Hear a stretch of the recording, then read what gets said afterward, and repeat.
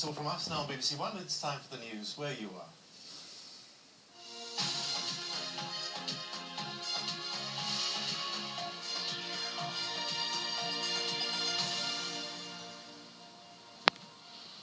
Good afternoon, I'm Stuart Flinders. Welcome to North West Today. The headlines this Friday lunchtime. 1 million people expected in Merseyside this weekend to see Liverpool's Giants. Oh, she's absolutely fabulous, isn't she? I'd love to be my granny. The fire brigade praises neighbours for rescuing a family, including 2 toddlers, from a burning house in Wigan. Jason Kenny and Stephen Burke, the cyclists with a second chance of gold at the Commonwealth Games. Up to 1 million people are expected in Liverpool over the next 3 days as the Giants take to the streets in an event to commemorate the centenary of the outbreak of World War I. They were last in the city 2 years ago and have returned for this special event. Our reporter Andy Gill is at the waterfront. Andy. Well, Stuart, here she is. Here's the granny and her wheelchair. Just look at these crowds. Huge numbers of people coming to see the Giants. This morning, the little girl giant and her dog woke up at the Birkenhead Tunnel entrance. The little girl will be the guide for the granny. Of course, the granny is new to Liverpool, coming to tell stories of August 1914. The granny herself woke up in front of St George's Hall.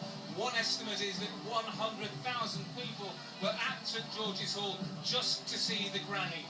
The granny, of course, is special. She's the first giant to speak. And here's a flavour of what she had to say.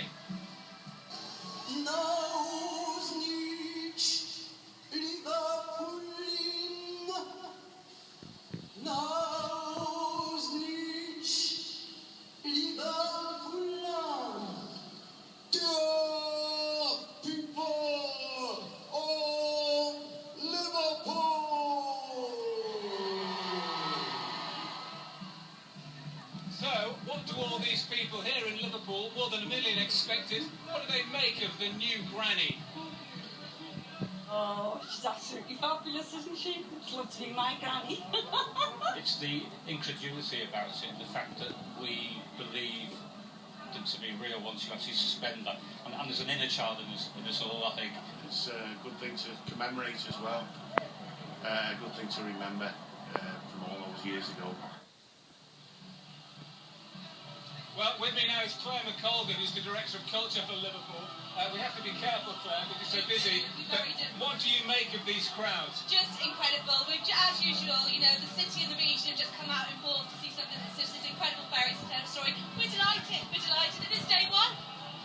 This, as you say, is day one. It could be even busier on Saturday and Sunday. Yeah, but it's fine. I mean, look at everyone. They're having the most fantastic time. The route is 35 miles long. People get to see them up close. They get to see them from a distance. It's just such a brilliant atmosphere here. I mean, it's just like history. It's great in history. It's just fantastic. And she said she was the adopted granny of Liverpool. She did, and she certainly is. And if you just see what people are talking about all the way through the streets of this city, her stories, I think, will be taken to everyone's heart. It's just amazing. All right, Claire McColgan, thank you very much. From Claire, from me, from the grandma. See you later.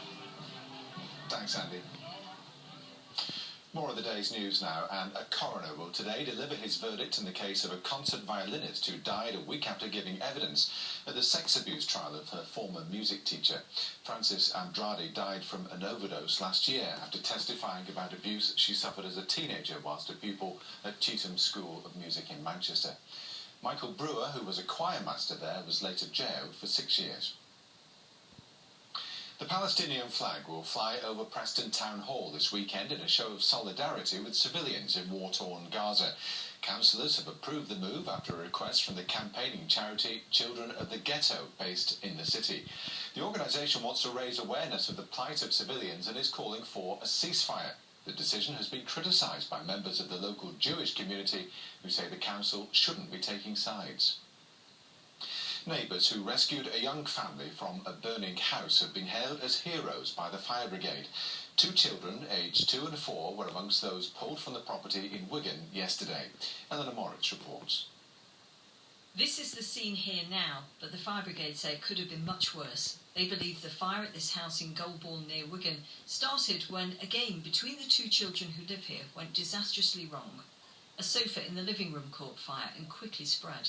Smoke alarms were fitted there, but they weren't working. The woman who lives here and her children were all trapped. Neighbours came to help. It was very scary, really, but I mean, you just do it, don't you? It takes over. I mean, anybody would have done the same thing.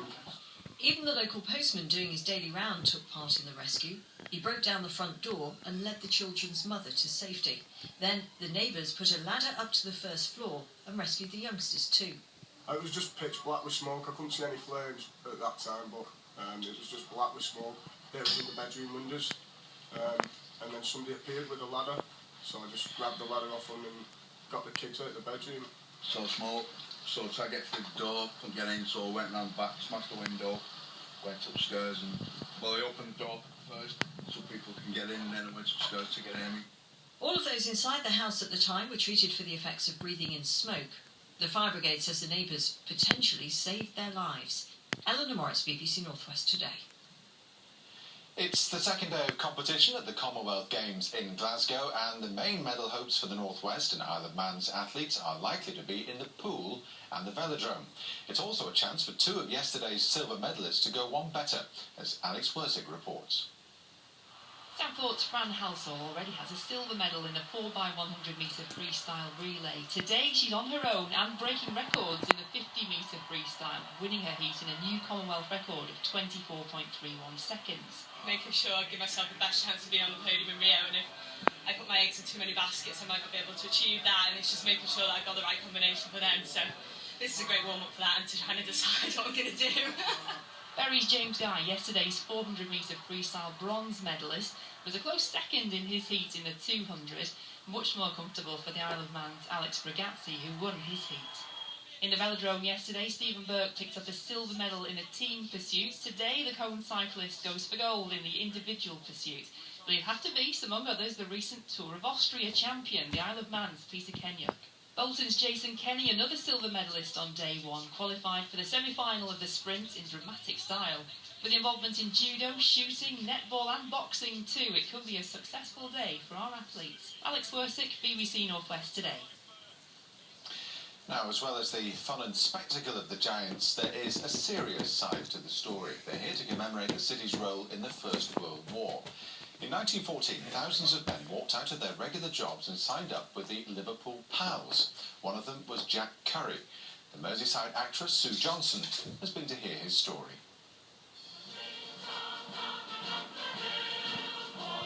Jack Curry was a trainee Mersey River pilot when he and his friends enlisted. His story was locked in this chest. So I went to Mum and said, Mum, I must in trouble. And there's all letters there from your dad to your mum from the First World War. And she said, burn them. Well, I said, I can't burn them. And she said, they're private between my mother and father. Burn them. It was agreed that Sheila could open it after her mother's death. And with it being 100 years this year, it was time to open the box. And it's been a journey for both of us. We've got to know our grandfather through all the letters. It took us 3 months to read them. When I wrote after receiving that parcel, I told you that those eggs had arrived in good condition. But on examining them later, I found that only 3 had survived. So she sent half a dozen eggs. She obviously thought, I'll give him something nice. Fresh trees, yeah. This is a very risque photograph, I think. I don't know what you mean. Well, if you look at that, I think Gran is so pleased there to have him back. Yeah. And almost she's saying to him, right, I'm in charge now, somehow. She's got the great coat, she's got the cap, and she's got the officer's cane. And I think she thinks... She's showing him who's boss. Jack survived the Somme and returned to work as a river pilot. But fate was to deal him another blow. In 1939, his pilot boat ran aground at Ainsdale in a storm. 22 men lost their lives, including Jack. It was his daughter's 21st birthday. Thousands of men, thousands of stories, and a chance this weekend for Liverpool to remember them. And you can see a special programme, Liverpool's Giant War, on Tuesday night at 7 o'clock on BBC One. Now the weather with Sarah Blizzard. Good afternoon. Well, it is another lovely warm day today, but there is a change on the way. It starts to come in over the weekend. We have low pressure just sitting to the north of Scotland and a weather front slowly sinking southwards through Saturday and into Sunday, and we start to lose those lovely warm orange colours. But it's not going to be a drastic change, just a fresher feel to the second half of the weekend. Well, today, certainly a lovely day. Lots of sunshine out there at the moment. We just start to see a little bit of cloud development into the afternoon, very similar to yesterday. And there is the slim chance of seeing a light shower today towards Lancashire, but I think you'd be very unlucky if you do catch a shower. Warm in the sunshine though, a maximum of 27 Celsius. The wind is just light and variable, and it will be a warm night as well. Certainly a warm night for the Isle of Man, 17 Celsius, the overnight low there. A little bit of mist developing in rural areas and a bit of a misty start to the day tomorrow, but it will clear first thing. We just see the cloud increasing for a time through the morning period on Saturday. Then the sunshine returns as well, but there's just a weather front quite close by. That will start to work its way southwards through the daytime, but a hot day in store on Saturday once again. And then we finally see the change coming in for the second half of the weekend. So some showers around, but also a bit of sunshine. Fantastic weather for the big event in Liverpool. Let's go back to Andy Gill for another look. Well, the granny's getting into her wheelchair now. She's going for a very deserved rest, so are we. But North West Tonight is live from Liverpool with the Giants this evening. We have reporters and cameras all over the city. What kind of mistake would it be to miss North West Tonight? A very, very big one. Back to you. Thanks, Andy. We'll see you tonight.